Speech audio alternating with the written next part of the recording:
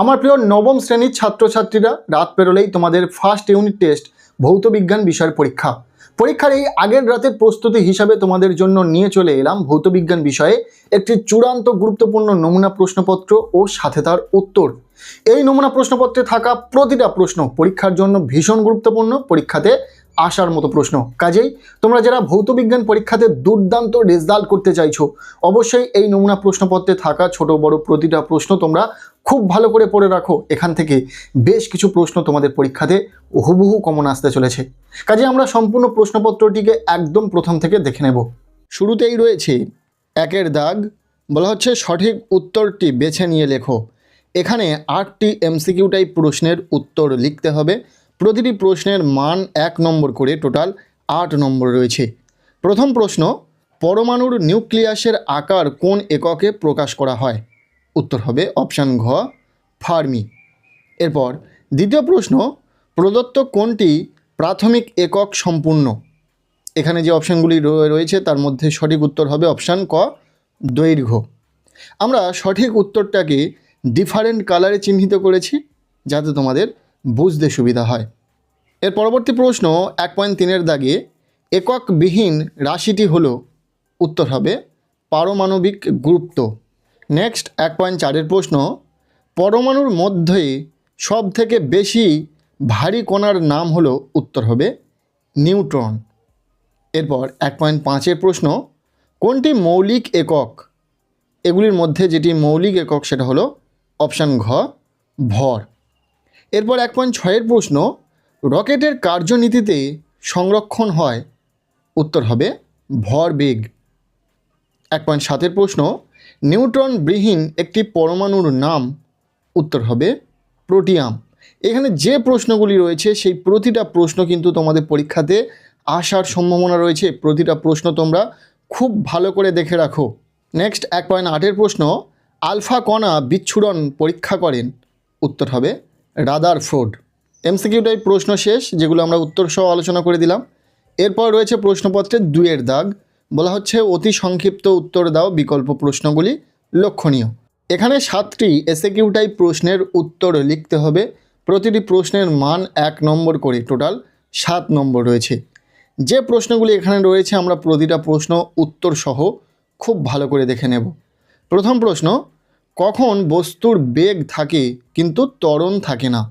উত্তর হবে যখন কোনো বস্তু সমবেগে গতিশীল হয়। ঠিক আছে। এরপর দ্বিতীয় প্রশ্ন, ফার্মি হলো ড্যাশ পরিমাপের একক? উত্তর হবে দৈর্ঘ্য। এই এসএকিউ টাইপ প্রশ্নের ক্ষেত্রে আমরা উত্তর করে দিয়েছি, সহজেই তোমরা প্রতিটা প্রশ্নের ঠিক নিচে সেই প্রশ্নের উত্তরটা দেখতে পেয়ে যাচ্ছ। এরপর 2.3-এর প্রশ্ন, ওজন বাক্সে বাটখারাগুলির ভরের অনুপাত কীরূপ? উত্তর হবে 5:2:2:1। 2.4-এর প্রশ্ন, বেগ ও দ্রুতির একটি পার্থক্য লেখো। উত্তর হবে সময়ের সাপেক্ষে বস্তুর সরণের হারকে তার বেগ বলে, আর সময়ের সঙ্গে কোনো বস্তুর দূরত্ব অতিক্রম করার হারকে তার দ্রুতি বলে। হলো। এবার 2.5-এর প্রশ্ন, একটি নিউট্রনবিহীন পরমাণুর উদাহরণ দাও। উত্তর হবে সাধারণ হাইড্রোজেন বা প্রোটিয়াম। 2.6-এর প্রশ্ন, থমসনের পরমাণু মডেলকে কি বলে?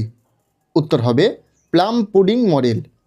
ইম্পর্টেন্ট প্রশ্ন, এমসিকিউ হোক বা এসএকিউ, যে প্রশ্নগুলো এই প্রশ্নপত্রে রয়েছে প্রতিটা প্রশ্নই পরীক্ষাতে আসার সম্ভাবনা রয়েছে। প্রতিটা প্রশ্ন তোমরা খুব ভালো করে পড়ো। এরপর 2.7-এর প্রশ্ন, নিউট্রনবিহীন একটি মৌলের নাম লেখো। উত্তর হবে প্রোটিয়াম। এটা এমসিকিউতেও ছিল। এরপর 3-এর দাগ, প্রশ্নপত্রে 3-এর দাগে বলা হচ্ছে সংক্ষিপ্ত উত্তর দাও, বিকল্প প্রশ্নগুলি লক্ষণীয়। এখানে রয়েছে 2 মার্কের প্রশ্ন। 8টি প্রশ্নের উত্তর লিখতে হবে, 16 নম্বর রয়েছে। তোমরা জানো ভৌতবিজ্ঞান পরীক্ষাতে সবচেয়ে বড় প্রশ্ন 2 ও 3 নম্বরের প্রশ্ন। এখানে 2 নম্বরের প্রশ্নের ক্ষেত্রেও আমরা উত্তর করে দিয়েছি। প্রতিটা প্রশ্নের নিচে সেই প্রশ্নের উত্তর পেয়ে যাবে। উত্তর সহ প্রশ্নগুলি দেখে নাও। প্রথম প্রশ্ন, মাত্রা কাকে বলে? উত্তর হবে কোনো ভৌত রাশির এককের মধ্যে মূল এককগুলির, যেমন কি দৈর্ঘ্য, ভর, সময় ইত্যাদি, যে যে ঘাতে উন্নীত থাকে সেই ঘাতগুলিকে ওই রাশির মাত্রা বলে। এরপর 3.2-এর প্রশ্ন, ভরবেগ কাকে বলে? এর এসআই একক লেখো। উত্তর হবে কোনো গতিশীল বস্তুর ভর ও বেগের সমন্বয়ে বস্তুটিতে যে গতির সৃষ্টি হয় তাকে ওই বস্তুর ভরবেগ বলে। অর্থাৎ ভরবেগ ইজ ইকাল টু ভর পার বেগ, এসআই একক কিলোগ্রাম মিটার পার সেকেন্ড। এরপর 3.3-এর প্রশ্ন, বলের সংযোজনের সামান্তরিকের সূত্রটি লেখো। উত্তর হবে, কোনো কণার ওপর একই সময়ে ক্রিয়াশীল দুটি বলকে যদি একটি সামান্তরিকের দুটি সন্নিহিত বাহু দ্বারা মান ও অভিমুখে প্রকাশ করা যায়, তবে ওই বাহুদ্বয়ের ছেদবিন্দু দিয়ে অঙ্কিত সামান্তরিকের কর্ণটি ওই বল দুটির লব্ধির মান ও অভিমুখ নির্দেশ করে।